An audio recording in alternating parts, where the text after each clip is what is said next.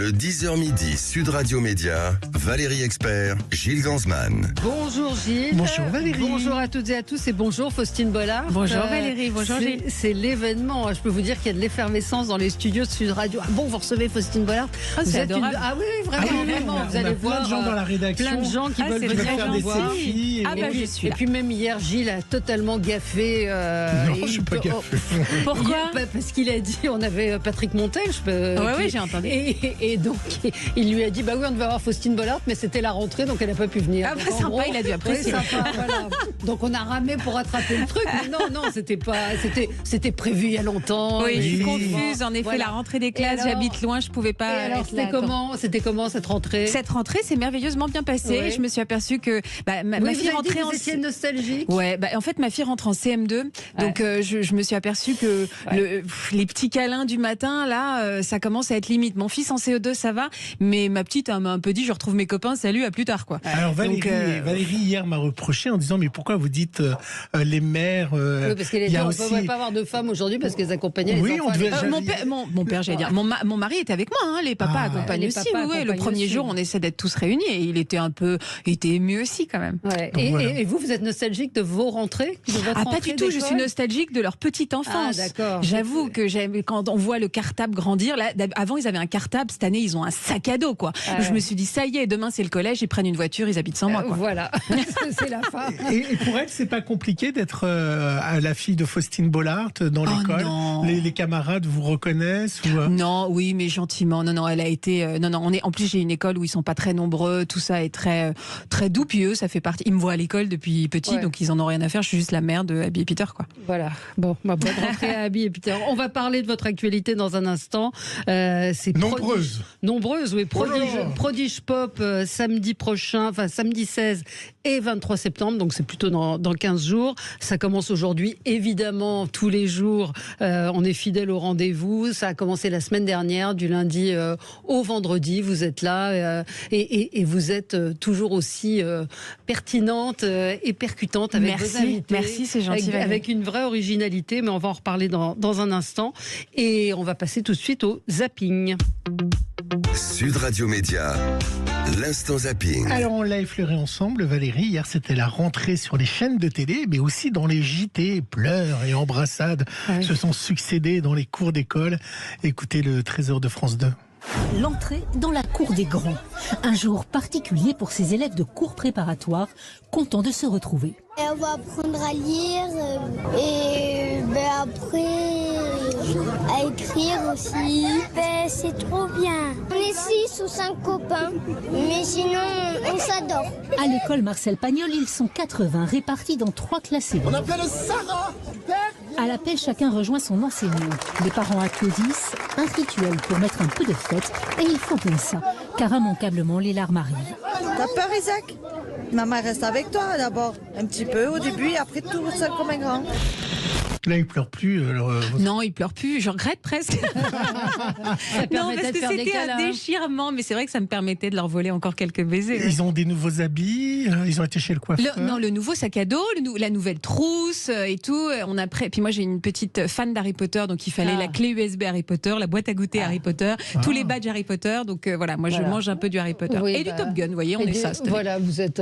Du Top Gun pour Ouais, lui. mon fils est très Top Gun cette année. Alors allez trouver un sac à dos Top Gun, je vous souhaite bonne chance. Ah bon, c'est pas dans la. C'est pas dans une la évidence. tendance, Non, c'est pas une évidence. C'est Autant pas- Pokémon, on a Ouais, une chance, pas de mais Top patrouille, Gun. ça aurait été plus simple. Ben aussi, oui, mais peut-être. ça y est, on a Non, passé ça y est, vous l'âge, êtes ça passé, y pas de est, ils s'en patrouille. fichent maintenant. Aïe, Pas aïe, de aïe, patrouille, aïe. c'est Et avant. Maxime Chatham, il a voulu un cartable, une nouvelle chaussure et tout. Non, mais j'ai senti qu'il était, il est toujours très très impliqué dans la vie de ses enfants et évidemment dans la rentrée scolaire. Alors lui aussi, il était content de rentrer. C'est Bruce Toussaint sur BFM. Alors il a son nouveau cartable et puis il est émerveillé. Vous allez voir de son nouveau studio. Il s'est un peu pris pour Stéphane Plaza. Il avait une Isabelle Nanty qui était présente aussi, qui était beaucoup amusée par les propos de Bruce Toussaint. C'était sur BFM hier matin. Découvrez notre nouveau plateau ce matin. Très beau volume, comme on dit dans les annonces immobilières. Belle hauteur sous plafond. Hauteur sous plafond, souligné par Isabelle Nanty qui est ce matin avec nous pour nous parler des Restos du Cœur. Prestation de qualité. Bon. Une vue imprenable. Une vue imprenable. Très belle lumière. On est bon pour l'agence. Ça, c'est mon émission préférée, traversant l'agence. aussi. Il est traversant. Ça compte beaucoup et de plein pied. Et ça aussi, c'est quand même... À nos âges, c'est bien. C'est drôle, hein? Oui, c'est drôle, de plein pied, traverser. Et d'après vous, pourquoi j'ai mis cet extrait?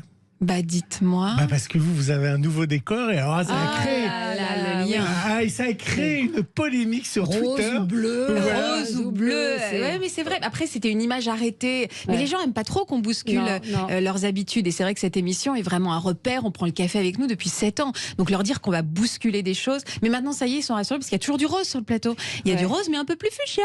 Et il y a un espèce de bleu comme ça, très brillant. Mais c'est vrai que sur la photo, ça, là, au début, ils se sont dit, oh là là, on va bouger mes habitudes. Maintenant, ça va. Vous avez été surpris d'une polémique sur le décor de Ça commence aujourd'hui? C'est marrant, oui. J'ai été étonnée qu'on ait surtout un rapport aussi affectif avec notre décor, quoi.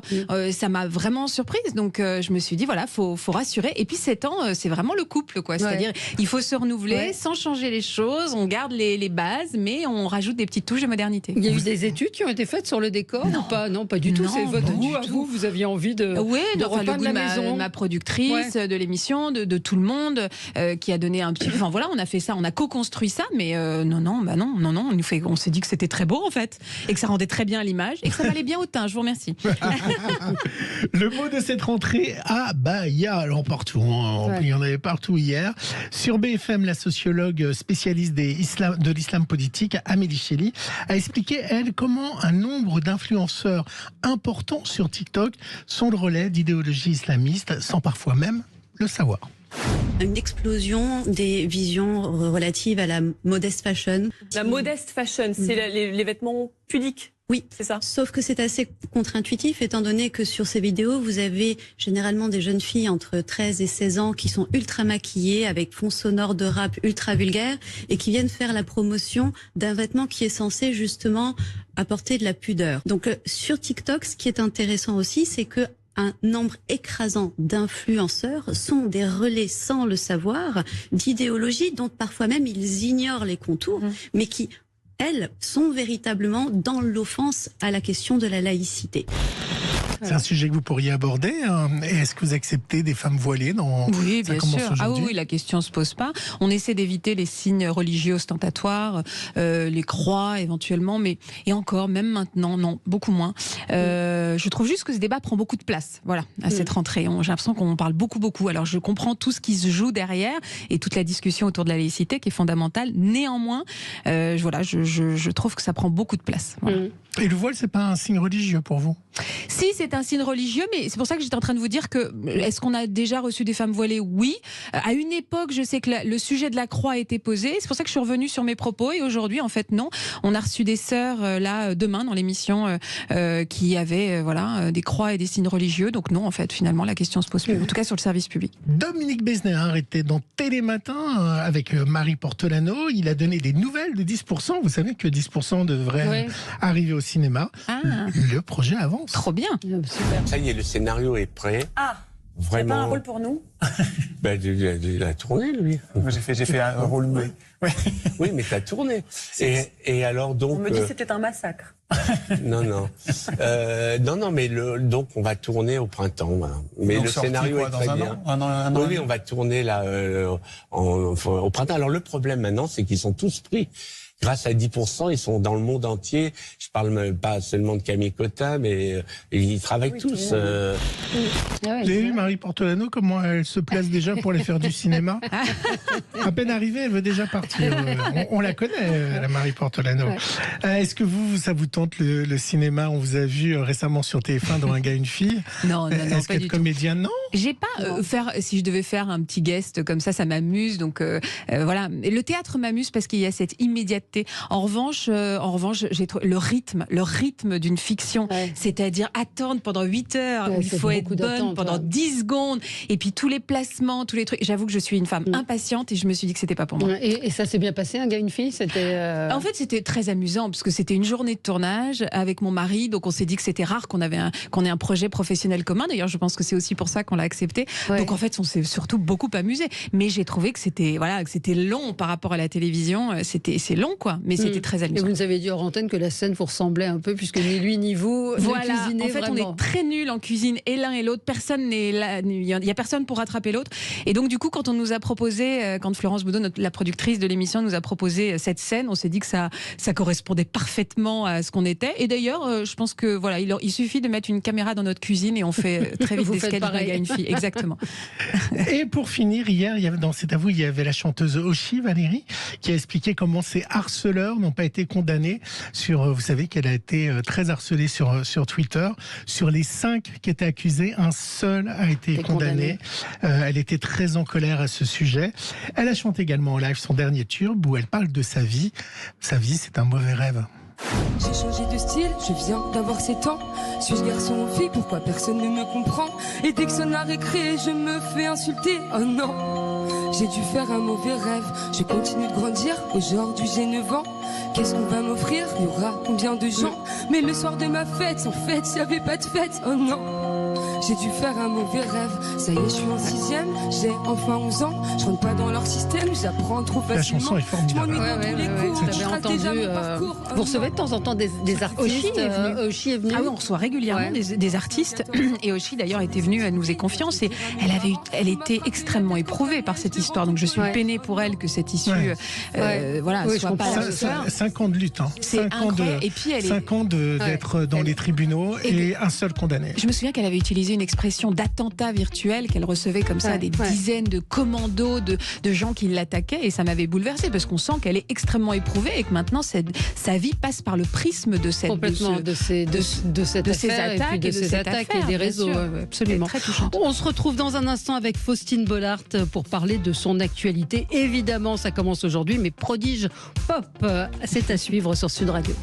Sud Radio, le 10h midi média, l'invité du jour. L'invité du jour, c'est Faustine Bollard et on est ravis de la recevoir ce matin sur Sud Radio.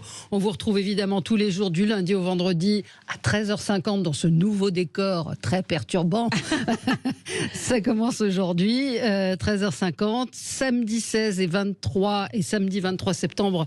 Ce sera Prodige Pop, donc on va en parler dans un instant. Il y aura un magazine de consommation, ça vaut le coup. Ça va être quoi et quand? Ça va être au premier trimestre, je pense, mais plutôt à l'automne. C'est vraiment une émission positive, lifestyle, d'art de vivre, où je serai entourée de personnalités encore très hautes en couleur. On a envie de connaître un petit peu qui ils sont pour que chacun puisse se reconnaître. On les a appelés les consommateurs. Et l'idée, c'est j'écoute les Français la semaine, le week-end, je vais les aider à organiser leurs vacances, à préparer Noël avec des tas de tips, mais extrêmement concrets, très pratiques pour s'habituer aux nouvelles modes de consommation. Quelle différence avec la quotidienne qui était sur France 5? Je pense qu'on est moins dans une émission d'experts que d'une émission de témoins, c'est-à-dire d'humeur. Voilà, exactement. Je pense qu'il y aura plus d'humeur et c'est surtout, il y aura moins de sachants sur le plateau, mais plus des personnes qui auront testé tout ce dont on va parler. Puis il y aura aussi beaucoup d'anonymes qui seront à l'origine d'initiatives de par leur histoire qu'on voudrait aussi partager, parce que j'ai envie qu'il y ait aussi un peu de témoignages. Des chroniqueurs? Bien sûr que non. Vous pouvez pas nous dire? Jean-Philippe Doux. Je l'adore, qui vient d'M6. Voilà, exactement. C'est vrai que je suis quelqu'un d'extrêmement fidèle et voilà, et je trouve qu'il a un talent fou et qu'il avait parfaitement sa place dans l'émission. Il y a un auditeur qui rappelle vos débuts avec Patrick Sébastien. Oh là là, il y a 1000 ans. Bah oui, c'est lui qui vous a fait débuter? Non, c'était Michel Drucker. C'est Michel Drucker, sur le canapé. Voilà, sur le canapé rouge. Il y a.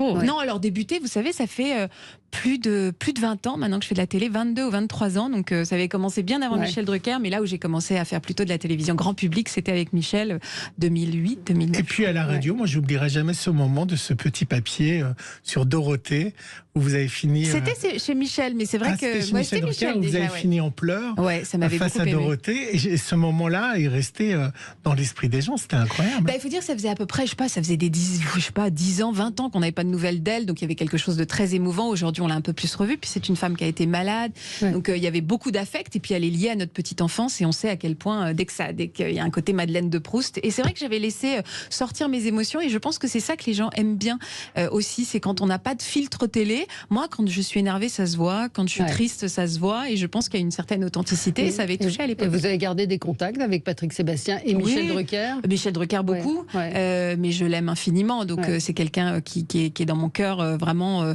Voilà, c'est un peu mon père en télé, j'allais dire. Et mais il m'a donné des liens qui restent. Oui, bien sûr. Mais vous savez, aujourd'hui, parfois on perd de vue les gens, on avance dans le métier. Et Non, c'est très. Non, j'ai besoin de garder un lien, et je vais vous dire, je n'arriverai pas à prendre une grosse décision professionnelle sans lui passer un coup de fil. Mais non. Ah si, un vrai gros. Je vais pas l'appeler parce qu'on me propose une émission, mais je me souviens quand je suis passée d'M6 à France 2, je l'avais appelé. Son regard est extrêmement juste et toujours mieux que personne, il connaît ce métier. C'est le parrain. C'est le parrain, exactement. Et justement, à M6, comment vous étiez sur plusieurs émissions, dont L'amour est dans le pré, après le pâtissier. Comment on va voir, qu'est-ce qu'on dit à Nicolas Taverneau, et qu'est-ce qu'il vous a dit? Alors, j'avais pas fait L'amour est dans le pré, mais j'avais fait 100% mag, accès privé, et en effet, le meilleur pâtissier pendant 6 ans. J'avais pas énormément de contact avec Nicolas Taverneau à l'époque. On se connaissait pas bien, donc j'avais surtout prévenu Thomas Valentin. Et je pense que avant que j'avais quand même une place en or. Finalement, je faisais 25 prime time par an. C'était très confortable. Le meilleur pâtissier cartonne toujours d'ailleurs. Et donc, je pense qu'ils m'ont pas pris au sérieux, quoi. Comment on pouvait quitter Ah, ils n'ont pas cru? Non. Au début, non. Je pense que je leur ai dit que c'était pour faire monter les enchères. Oui, exactement. Et quand je leur ai, et je leur ai dit, je m'en vais. Peut-être qu'on peut parler dans la semaine à venir, voir s'il y a d'autres choses qu'on pourrait, parce que moi cette proposition vraiment me parle énormément. Et puis la semaine d'après, je leur ai dit alors en fait j'y vais. Et là, je pense que c'est là où ils ont réalisé que je m'en allais. Mais bon, à l'époque, c'était pas gravissime que je m'en aille pour eux. Ça n'était pas un cas de. Aujourd'hui, j'ai la chance d'avoir trouvé vraiment qui je suis en télévision. À l'époque, un petit peu moins. Donc après. Plus tard, je pense qu'ils se sont dit c'est peut-être dommage qu'on n'ait pas creusé sur ce créneau-là avec elle. Mais bien plus tard. Beaucoup de réactions d'auditeurs. Stéphane vous demande si vous n'aimeriez pas une émission du soir, un peu comme Mireille Dumas, c'est-à-dire dans un horaire un petit peu plus exposé. Ça commence aujourd'hui prime time. Non, mais plus une émission de confidence. Peut-être plus tard. Peut-être plus tard. J'ai encore beaucoup de choses, mais c'est vrai que ce terrain-là, qu'est le témoignage et la confidence, c'est vraiment ce que j'ai envie de faire, et de façon pérenne, donc peut-être d'autres manières plus tard, j'aimerais bien. Céline dit, Faustine, merci d'être authentique et humaine. Faustine, je vous adore, vous êtes bienveillante et à l'écoute. J'adore la boîte à secrets. Ça va continuer bien sûr que ça cartonne, la boîte à secrets. Ça marche toujours. Et c'est vrai que c'est devenu un vrai rendez-vous. Ça fait 5 ans maintenant. Et c'est une émission qui doit rester événementielle parce qu'il y a beaucoup de... C'est la boîte à Kleenex surtout. C'est un peu la... Non, alors moi maintenant, Gilles. Moi maintenant. Et puis parfois, il y a des émotions qui sont heureuses aussi. Donc c'est la boîte à belles émotions. Voilà, donc ça va continuer. Alors là, l'actualité, c'est Prodige Pop. Donc c'est un gros barnum avec un orchestre symphonique. Et puis des jeunes dans différentes catégories artistiques qui vont passer devant un jury sévère, avec des professionnels. Donc il y a Chimène Badi, Biancali et puis Ibrahim Malouf. Qui sont quand même, alors ils sont pas sévères, mais c'est vrai qu'ils sont on ne peut plus légitimes dans leur, ils sont costauds, ils ont des exigences, mais évidemment ils ont fait preuve d'une bienveillance absolue parce qu'on parle quand même de petits jeunes, quoi.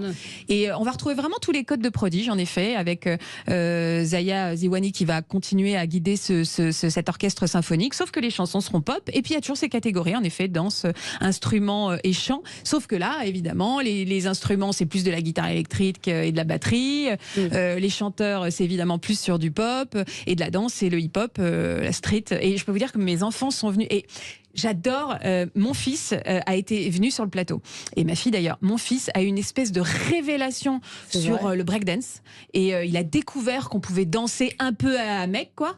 Et donc il voyait vraiment la musique, la danse classique, et depuis il m'a fait des spectacles tout l'été et je l'ai inscrit hier à un cours de hip-hop et de breakdance. Si, il est tombé en amour d'un des petits candidats, il est allé le voir après, ils se sont, on lui a envoyé des messages sur Instagram cet été. Donc quand je vous dis que ça fait naître des vocations, moi mon fils maintenant limite il veut en faire son métier quoi. Ça a été une révélation absolue. Et je trouve que c'est merveilleux parce que c'est ça l'idée en fait. Et qu'est-ce que Faustine Bollaert apporte dans cette émission-là? C'est-à-dire vous êtes dans le témoignage.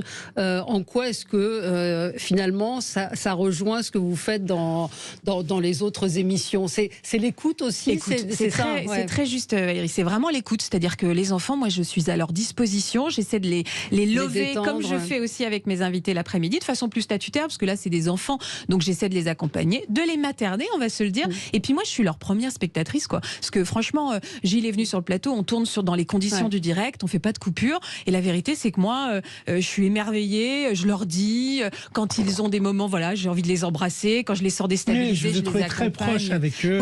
Très très maternant et c'est pas je viens présenter puis je m'en fiche. Entre les coupes, vous étiez vraiment avec eux, vous discutiez. Pour certains qui étaient éliminés, vous avez été les rassurer, leur parler parce que c'est dur. C'est dur pour eux, parce qu'en plus le moment où on annonce ceux qui vont être éliminés, c'est vrai que ça reste de la télévision, donc souvent entre le moment où on va leur dire on va tourner ce moment et quand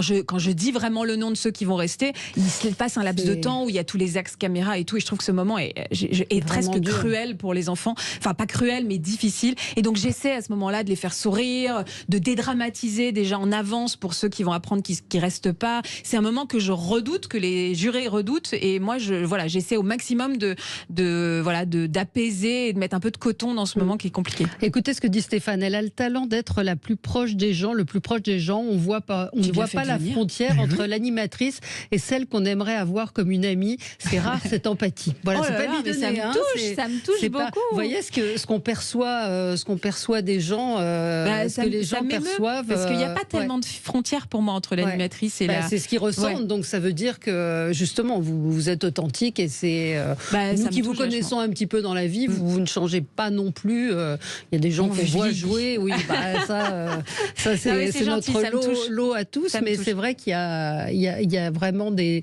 témoignages où on sent qu'il y a une proximité qui s'est créée entre les téléspectateurs et vous.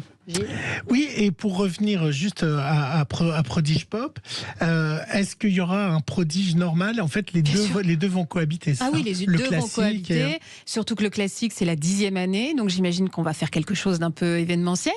J'espère qu'on va le célébrer d'une manière ou d'une autre. Mais c'est vrai que c'est une marque qui cartonne. Les gens sont tellement contents de retrouver. Enfin, c'est surtout ces valeurs que ça véhicule. C'est positif, c'est beau, c'est doux. Les gamins adorent. Les plus âgés sont émus. Enfin, vraiment, c'est l'émission familiale fédératrice. On pourrait juste reprocher le côté je mets les enfants comme un petit peu des singes savants non, ça c'est je trouve pas. Non, parce que c'est leur passion. Voilà, exactement. Pour le coup, non, mais c'est pas la même chose. Gilles, il dit ça pour moi parce que j'aime pas les émissions où il y a des enfants, mais j'aime pas les émissions de télé-réalité où là, pour le coup, c'est pas la télé-réalité. C'est pas The Voice Kids auquel je faisais. Je trouve que ces gosses ont un vrai talent dans Prodige et dans Prodige Pop et qu'ils ne jouent pas un rôle. C'est leur passion. Ils ne sont pas tellement poussés par les parents. C'est vraiment leur passion qui leur coule dans les veines. Ils en font 24/24. Ils se sont éclatés. La plupart existent déjà pour Pop sur les réseaux sociaux. Et dans Prodige Pop, il n'y a pas le coup. Dans Prodige, j'ai pas vu Prodige Pop, il n'y a pas le côté télé-réalité, entre guillemets, qu'il peut y avoir dans la production de certaines émissions. Non, mais c'est super. Moi, j'ai adoré. C'est comme un spectacle qui sont préparés. En fait, c'est un spectacle par des jeunes qui préparent depuis des semaines, entourés. Ils se font des souvenirs incroyables. Et je peux vous dire qu'il y a un petit mec là qui, je ne dirais pas lequel, qui n'est pas resté jusqu'à la fin. Et on s'est envoyé des messages sur Instagram parce que justement, j'ai toujours un peu comment il a vécu l'après. Et 2 jours après, il disait je garde des super souvenirs, je me suis éclaté, quelle chance, je vais passer à la télé. Ah oui, parce qu'ils se parlent beaucoup les enfants entre eux, ça devient des copains. Ça c'était incroyable en coulisses. Donc hyper bonne ambiance. Pour avoir vu la coulisse, c'était vraiment incroyable. Suivez un petit guitariste et un petit batteur les deux sont incroyables. Allez, on se retrouve dans un instant avec Faustine Bollaert pour parler de son actualité. À tout de suite. Le supplément média. Le supplément média avec notre invitée aujourd'hui, Faustine Bollaert, que vous retrouvez tous les jours, on le rappelle, à 13h50 ça commence aujourd'hui. Et puis, l'actualité, c'est cette émission Prodige Pop les 16 et 23 septembre prochains. Et moi, je vais revenir sur le talent de confession, de confidente qu'a Faustine Bollard. On pourra parler de Safe Zone aussi sur YouTube. Mais juste avant, je voulais vous passer cet extrait d'Ali qui va être diffusé aujourd'hui ou qui a été diffusé hier. Ali est une jeune fille qui a décidé, pour préserver son enfant, de l'abandonner quand elle avait 1 an. Et c'était très fort, écoutez. Elle vous manque ? Elle me manque, mais je sais que c'était la meilleure décision que j'ai pu prendre de ma vie. Mais je peux pas dire qu'elle me manque pas. J'ai appris à vivre avec elle. Et du coup, oui, elle me manque un petit peu quand même. Il vous est arrivé de regretter votre décision de renoncer à vos droits parentaux ? Non, jamais. On dirait pas comme ça, mais du coup, je suis sûre de ma décision. Sur ça, il y a pas de souci. Je sais que ce que j'ai fait, c'était la meilleure chose à faire. Elle avait quel âge, Nina, quand vous avez renoncé à ses droits ? C'était l'année dernière que j'ai signé le papier officiel pour renoncer aux droits parentaux et donc ne plus avoir aucun droit. Mais je l'ai fait placer à ses 1 an à peu près. Renoncer à ses droits parentaux, pour vous, c'est abandonner ? C'est un mot hyper dur parce que du coup, moi, quand j'entends le mot abandon, c'est laisser un enfant au bord de la route et le laisser seul. Et enfin, je sais pas, c'est un mot dur, mais dans un sens, oui, peut-être. Qu'est-ce qu'on dit à Ellie quand les lumières s'éteignent ? On la prend dans ses bras. Vous savez pourquoi ? Parce que cette jeune femme, elle avait déjà parlé sur les réseaux sociaux, où elle a fait un livre, elle s'en est pris plein la gueule. Mais c'est horrible. Elle a été attaquée d'une violence. Et moi, cette jeune femme, j'ai eu envie de l'écouter sans la juger. Et je suis contente parce que cette émission a réhabilité sa décision. Parce que tout le monde pensait que ça y est, elle a abandonné sa fille parce que ça l'arrangeait pas. On a vu la souffrance, on a vu ses larmes, on a vu à quel point c'était un choix d'amour pour se dire qu'elle ne pouvait pas lui apporter l'amour qu'elle méritait à cette gamine, qu'elle a décidé de la confier. Mais elle dit, il n'y a pas un jour où je ne le regrette pas, mais je l'ai fait pour elle. Et je suis très fière de lui avoir donné la parole avec ce temps pour pas que ça soit comme ça, qu'elle soit jetée en pâture sur les réseaux sociaux avec toutes les critiques qu'elle a pu recevoir d'une violence inouïe. Donc je pense que c'est ça le rôle aussi de cette émission, de prendre le temps d'écouter, de ne jamais juger et aussi de guérir de certaines attaques. Vous avez parfois du mal à retenir votre émotion, ça s'est vu dans quelques émissions. Oui, bien sûr. Alors aujourd'hui, avec le temps... Oui, pardon. Oui, avec le temps, vous arrivez à prendre du recul. Mais comment vous préparez ces émissions, justement ? Vous les rencontrez avant ? Comment ça se passe ? Je les rencontre juste sur le plateau avant, parce que j'ai envie de les détendre un petit peu, parce que quand ils me voient, parfois ils sont impressionnés, parce qu'ils ont l'impression de rentrer dans leur télé, donc je leur explique qu'on va se détendre et qu'on est vraiment comme si on prenait un café ensemble, et qu'ils me fassent confiance, et de leur expliquer aussi parfois pourquoi ce sujet me touche moi. Parce que moi, j'ai pas le droit de le dire pendant à l'antenne, en disant oui, moi aussi, ma mère ceci, mes enfants cela. Donc je leur explique en disant voilà, ça me prend aux tripes aussi, parce que j'ai été touchée, parce que ça me parle, et du coup, il y a aussi une complicité qui naît. Et puis par contre, en tout début de semaine, ma productrice m'envoie en général les thèmes où elle sait que je vais me prendre un camion dans la tronche, quoi. Et donc, en fait, c'est une histoire de mentalisation, c'est-à-dire qu'à partir de là, vous exactement. En direct, vendredi, on va parler de suicide, de personnes qui se sont suicidées sur leur lieu de travail. Elle me prépare avant parce qu'elle sait que ça va être très violent. Et moi, comme ça, il y a une espèce de petite musique toute la semaine où je sais que je me prépare à ce que je vais écouter. Est-ce que ça veut dire aussi que, au bout de tant d'années, vous vous dites moi j'ai une vie privilégiée quand je vois tous ces témoins. Est-ce que dans votre vie ça permet de relativiser les petits bobos ou les petits accidents de la vie ? Oui, tout le monde. Après, je suis surtout assez meurtrie aussi par la violence de ce que j'entends. C'est-à-dire que j'ai souvent les épaules quand même très lourdes et accablées de la noirceur de ce que j'entends. Donc ça fait relativiser ceux qui nous regardent aussi beaucoup.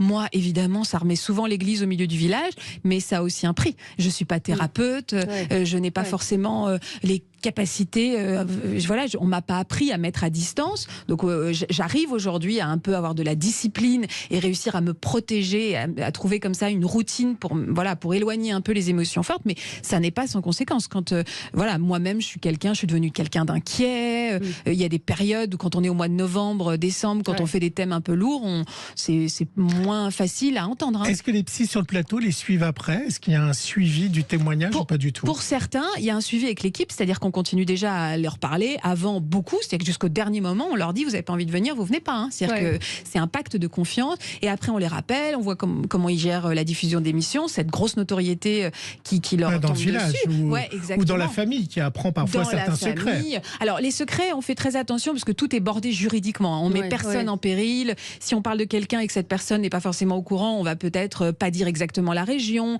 pas dire. On fait quand même très attention. Il y a toute une équipe juridique. Encore une fois, on peut pas venir et diffamer comme ça. Donc les choses sont vérifiées, survérifiées, cadrées, et on fait en sorte de protéger évidemment les gens qui sont sur le plateau, mais les gens dont on parle aussi. Quoi. Vous êtes étonné parfois que les gens viennent raconter leur histoire comme ça?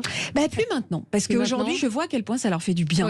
La semaine dernière, j'ai proposé une émission sur les sociopathes. Les sociopathes, qui est un mot, ex-psychopathes, parce qu'on les appelait comme ça, sont des gens qu'on associe beaucoup à des dangereux criminels. Ils sont venus raconter pour la première fois sur le plateau ce qu'ils vivent, leur dangerosité aussi, leur envie parfois de faire du mal sans remords. C'était hyper compliqué à interviewer. Ce sont des gens qui n'ont pas forcément d'empathie. Donc c'était vraiment un exercice de haute voltige. Et quand on a coupé, ils ont dit qu'est-ce que ça fait du bien, parce que j'ai pu exprimer qui j'étais, vous m'avez pas jugé, j'ai pu dire des choses de ma réalité à moi. Et je vois que dans tous les sujets parlés, ça fait du bien. Il n'y a pas un sujet où je me dis qu'on est allé sur un terrain glissant ou qu'on a pu mettre en péril notre invité. Jamais. À quel témoin vous donnez votre portable? Oh, je l'ai déjà fait. Hein. Alors souvent maintenant je donne mon... Enfin déjà ils savent très bien que je suis sur mon Instagram, c'est quand même moi qui lis mes messages, donc je communique très facilement. Est-ce que j'ai déjà donné mon portable? Oui, ça m'arrive. Ça m'arrive quand tout d'un coup... Alors étonnamment c'est aussi quand il y a des gens qui sont dans ma région, parce que comme tout le monde il y a une espèce de proximité, donc je me dis je peux les croiser, et évidemment mais il faut se protéger, je pense à une jeune... se détacher bien sûr. Ouais, mais pas détacher non plus quoi. Mais il y a des gens qui viennent me confier, je pense à une jeune fille qui est venue sur notre plateau, qui a appris il y a très peu de temps qu'elle est atteinte d'une maladie de Charcot. Il s'avère qu'elle fréquente les mêmes endroits que je fréquente avec ma famille, qu'elle m'a complètement bouleversée, et je me suis dit mais avec plaisir j'aurais envie d'aller déjeuner avec elle. Mais faut pas que j'usurpe une place qui n'est pas la mienne en fait. C'est-à-dire que c'est ça. Vous n'êtes pas non plus Mère Teresa entre guillemets, c'est-à-dire que vous n'êtes pas là pour vous substituer. Puis je vais pas lui faire du bien ou la guérir. Si elle a envie, si ça lui fait plaisir, mais il faut que je trouve ma juste place quoi. Est-ce qu'il y a une histoire de Ça commence aujourd'hui qui a inspiré un personnage à votre mari qui est écrivain?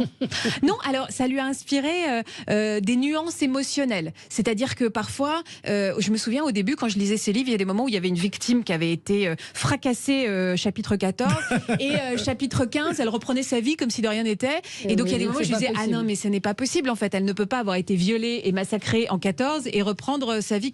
Donc en fait il me pose beaucoup des questions sur la psychologie de ces... Il vous regarde ou pas? Oui, beaucoup. beaucoup. Le vendredi, surtout quand on est en direct, il aime bien parce qu'on vit un peu la même chose, et du coup il m'envoie pas mal de textos en me disant là je vois qu'on t'a dit quelque chose dans l'oreille, ou là t'es à la bourse, ça se voit. Donc on s'amuse un peu avec ça. Bon, on vous retrouve donc tous les jours du lundi au vendredi à 13h50, ça commence aujourd'hui. Prodige Pop les 16 et 23 septembre, formidable émission. Gilles a été vous verrez dans le public. Voilà, était dans le public. Et puis on attend avec impatience le magazine de consommation positive. Et allez sur YouTube voir Safe Zone, on n'a pas eu le temps d'en parler, c'est formidable. Safe Zone où vous interviewez des youtubeurs, des créateurs de contenu. Et alors là, vous êtes épatés par ce qu'ils vous racontent. Bah ouais, créateurs de contenu, c'est l'avenir aussi. Moi, je suis pleine de curiosité. Merci Faustine Bollard, et les compliments continuent. Ne changez rien. Bravo madame, j'adore. Vous embrassez tout le monde, ça fait plaisir. Voilà, bon. Il y avait encore d'autres questions, mais vous reviendrez. Avec plaisir. Merci Faustine Bollard. Pas un jour de rentrée des classes, mais quand vous voulez. Tout de suite pour les débats.